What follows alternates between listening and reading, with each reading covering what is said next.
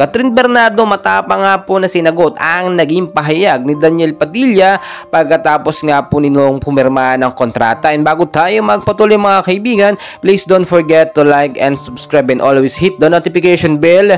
Maraming salamat po. So ilang oras lamang nakakalipas ay nag-live at nagsalita etong si Daniel Padilla patungkol nga po sa relasyon nila ni Catherine Bernardo. After pong pumirma ng kontrata ni DJ ay nagpasalamat siya sa naging samahan nila o sa pinagsamahan nila ni Catherine Bernardo. Alam nyo, matapang talaga nagsalita dito si Daniel Padilla at sinabi niya pa yung naging issue nila ni Catherine Bernardo. Then lately, alam naman natin, nagbigay na rin po ng sariling pahayag niya itong si Catherine Bernardo patungkol nga po sa hiwalayan nila ni Daniel Padilla at naiyak pa nga po ng lubusan or ng husto etong si Catherine Bernardo. At ngayon naman, ito ang banat ni Daniel Padilla. Nagpapasalamat siya na parang wala silang pinagsamahan.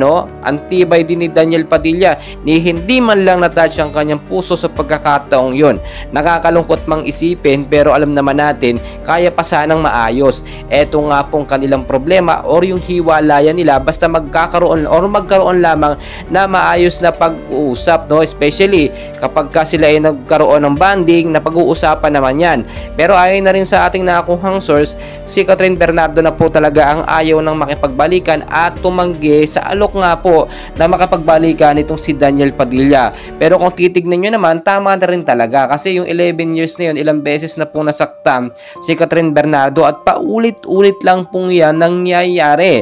At ngayon, talagang officially, wala na sila, nagbigay ng pahayag si Daniel at minention pa niya ng paulit-ulit. Eto nga pong si Catherine Bernardo. Sa part ni Catherine, medyo masakit yan. Siyempre, alam naman natin, hindi ganoon talaga mawawala yung sakit or yung pain na binitawan or iniwan ni Daniel Padilla dito kay Catherine.